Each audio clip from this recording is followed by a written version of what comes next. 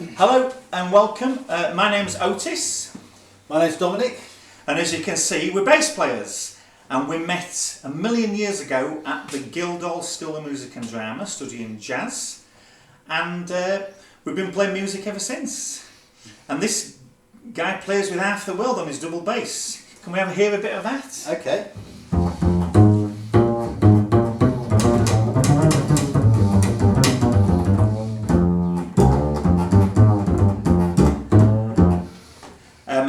And we've been playing what? I mean, I guess I've been playing bass guitar for 35 years and probably even longer for you on the double bass. I started on bass guitar around about 86. I'm 57 now, and bought this double bass from a guy called Pete Maxfield, who was playing with Andy Shepherd.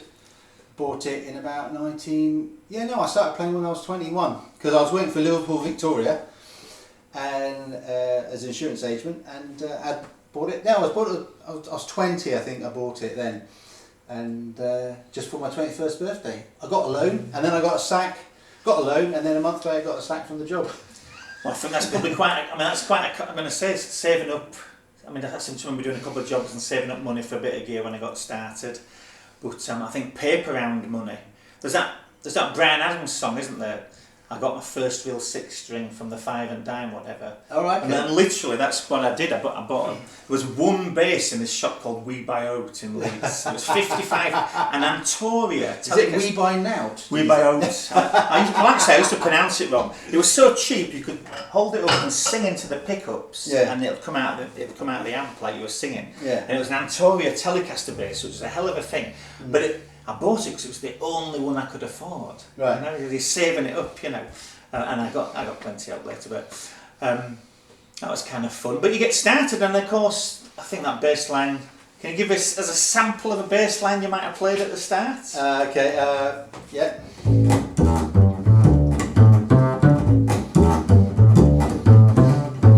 So I can't remember it that well. And then what would it be? The harmonics come out, whatever. So we both listened to the Jam. He's cooler than me though. He went to see the Jam in 1982, right? Yeah, I was lucky because I lived in Shepton Mallet at the time, and they came to Shepton Mallet. So right there, my lover. And I don't know why, but I mean, but it was great to see them. I think it was on their last tour, and. But that's a hell of a bit of bass, isn't it, Bruce Foxton? It's no wonder your ears. And I think you're also saying you like Jean-Jacques Bonnel of the Stranglers, right? Oh yeah, that's the reason I play bass, is because I was at...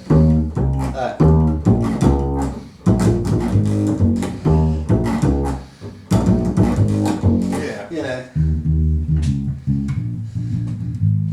Etc. Right? So yeah, a bit of Jean-Jacques Bonnel, some great bass lines on there. Very handsome as well, it has to be said. But there you go, what can you do? So, and then of course the jazz came along later, but you went the whole hog and got the double bass on the go. Yeah, I was really lucky. I went to a youth jazz workshop. I was at school at Whitstone Comprehensive in Shepton Mallet, and one of my best mates at school, Nick Barton, his dad was actually a session sax player, but he basically relocated. He was a really good tenor player and arranger. He'd relocated to Frome, Dalton, but he taught in Frome, and so he ran a Saturday morning jazz workshop. So from the age of like 17, first time I met John was John Barton was at the Weather Report gig in '84. So I started going to youth jazz workshop from then because he said he was going to start it up.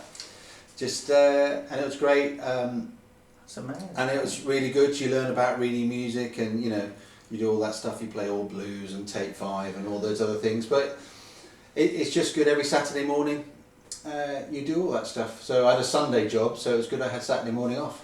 Right, so, yeah. And that was your way in. Yeah. Right. And but I was playing bass guitar then, Did you teach yourself bass guitar? Pretty well, yeah. Basically, I'm the worst pupil of all time. I'm a dog ate my homework type of pupil.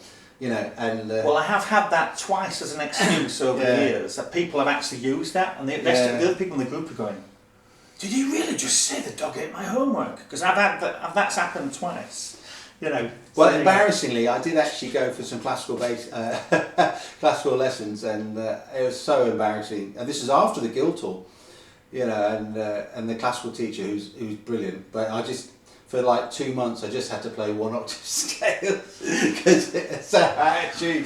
And it was like, oh shit. And then one time, it's just, well, life goes on, but it's good to get your butt kicked. So, for all my teachers, sorry, can I apologise? Hardly. So, you learn so much from you. There's that Jacko video, isn't there? And the guy asks him if he learnt formally or if he's self-taught, and he says, "I'm formally self-taught," which is a great answer, and it's really true, of course. Yeah. Because even if we, I guess I didn't really start lessons till I went to college, whatever, sort of 17, 18, and then you have a few years. But your teacher, and it's not like we're working all the time still, right? We're still trying to, still trying to get better. No, I had a really good guy in Somerset called Pete Moore, who does like shows and stuff, and he's a really good teacher. And he got me on Samandal, got me into the Samandal book, and then I did have 1 or 2 lessons with Margaret Wells. In just a couple of, and she was great. I was just terrible. Mick Hutton was a really good teacher, probably still is. He taught me loads of really good things. And then I've had a couple of lessons with Simon Wolfe, and he's actually a really good teacher. He's got some really good things, especially for walking lines. But in terms of classical, there's a guy called Tony Hoffman, and he's the guy who my dog ate my. Fantastic. and it's a bit embarrassing. I was probably about 35 at the time. Well, with loads of responsibilities. Yeah. No, I wasn't 30. I was about 30, and but it was just like, oh man, I didn't know what to do. But it's sometimes it can be a real hit. When you come up and someone says basically you've got to do everything, you just got to do it all differently. Yeah, and I was doing it wrong. So. Well, I probably still am doing it wrong, but I mean, there's things.